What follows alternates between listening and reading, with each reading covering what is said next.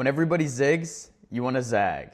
You want to do the opposite from what everybody else does because there's no competitive advantage when you copy everybody else. You're just indistinguishable.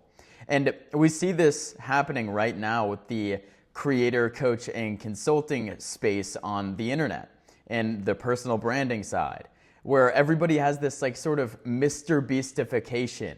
They're retention editing. They're using the same sound effects. They're using these like high energy hooks and all of the overstimulating things that you think you would need in terms of, building a brand or building a qualified audience so that you can make money and sell your services to them.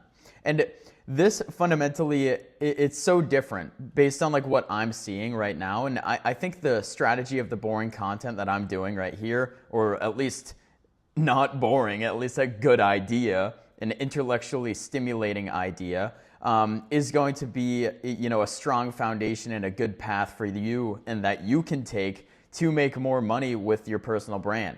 And it's interesting because the whole Mr. Beastification and, everyone's sort of converging on that strategy.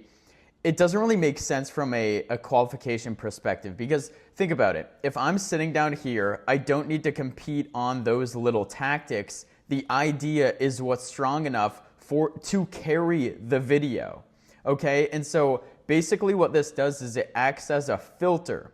And so if you can't sit here for 15 minutes with this intellectually stimulating idea and just thinking through it with me and maybe learning a thing or two from it, then you're likely, not a mature operator. You're not operationally mature enough to actually even become a client of mine, right? And so it's like, with that being said, it acts as an automatic filter for people who are likely to work with me. And that is one of the key things that I want you to carry within your content and your brand.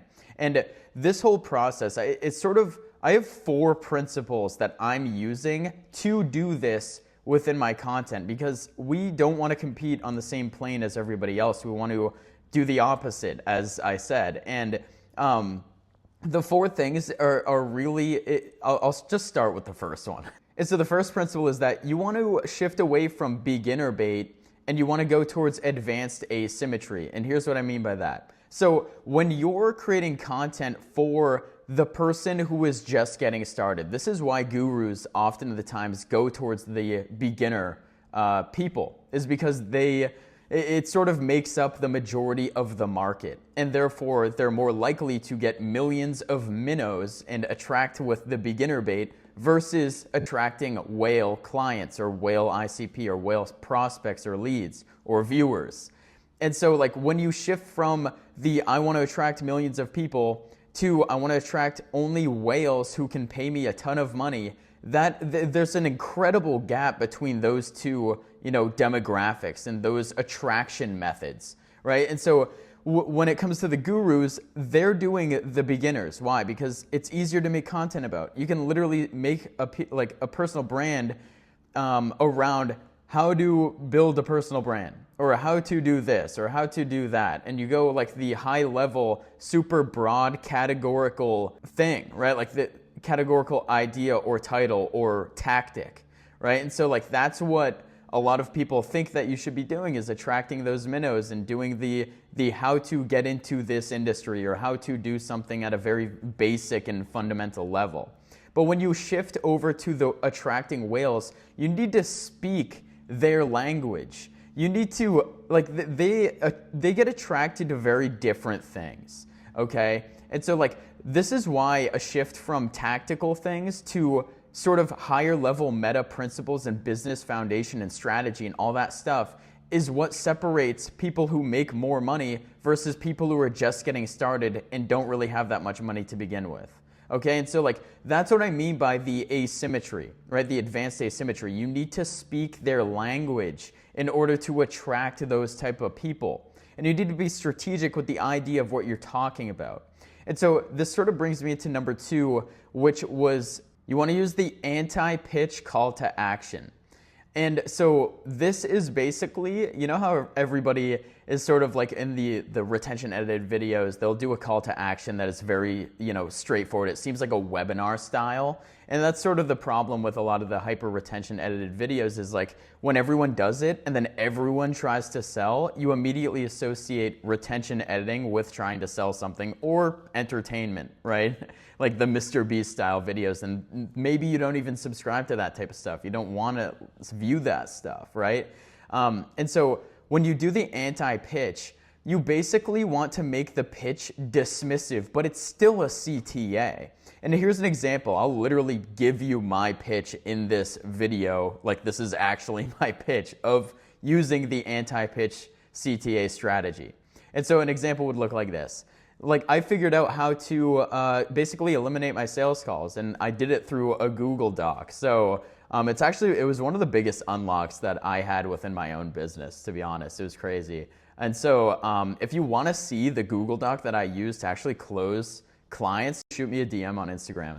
It's fine. I'll just send it over to you. Boom.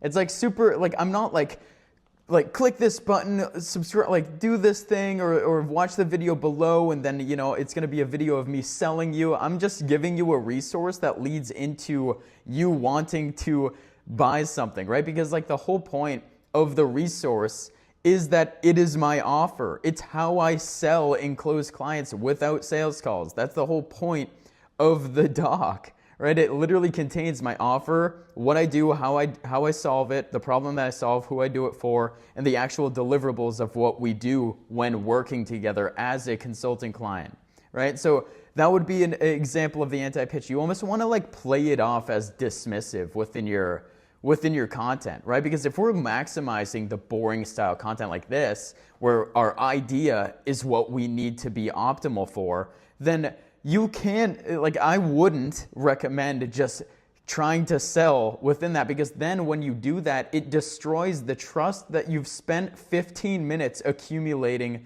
throughout the entire video, okay? And so they'll immediately categorize you as a guru, and you don't want that. And so this brings me to the third point, which is that you want to weaponize the parasocial relationship. And so, or the parasocial, your parasocial proximity. And so basically what this means is that if we think of the big creators, right, the people who do this style content without the hyper retention editing, they are building this level of trust with you without actually like trying to do it, right? So it's like I can leave in the mistakes. I leave in all of the stuff that makes me human, and it sort of gives you the perception that I'm, a human being that makes mistakes and has these faults. I'm not perfect. This isn't incredibly polished video. This is literally just a raw version of me talking. Maybe there's some clips, like cuts in here, whatever. Maybe I can filter out some of the blank space if it's too long. That's generally what I do. But I leave in the mistakes. I leave in the stutters. I leave in the different wording. And so that creates this parasocial proximity.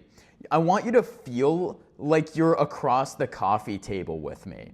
Like that's how I really want it to feel, but also being able to, keep your attention, right? Because like that's the whole point of creating content, is to be able to keep attention without the retention editing, dopamine spiking things, so that we can build trust in a meaningful way. And I truly think that is something that you should do within your own content. If you're doing a style like this, or you're building a personal brand, is really just maximizing the parasocial proximity between you and the person watching this video. You specifically watching this video right now is literally maximizing that parasocial proximity. And you do that through the human-like, authentic, raw, cues that are within the video. And so number 4 is, it's sort of, this one is very interesting. So number 4 is that we want to optimize the title and the thumbnail so that we can basically catch someone on their buyer journey. Okay, and here's what I mean by this, because I know it can kind of feel a little bit more complicated than it actually is. And basically when someone has a problem, or like maybe they're looking for solutions, maybe they're just like, it was in the back of their mind that they wanted to make money online or monetize their skill or build a personal brand or do whatever, right? Whatever is adjacent to what your offer is. They wanted to get the fit body. They want to be confident on the beach. And so when you strategize the title and the thumbnail, you want to make sure that you grab their attention, but that you're also targeting your ICP's pain. And so it sort of leads back into like, you want to use the terminology that your ideal buyer has. It's like a dog whistle that only they can hear.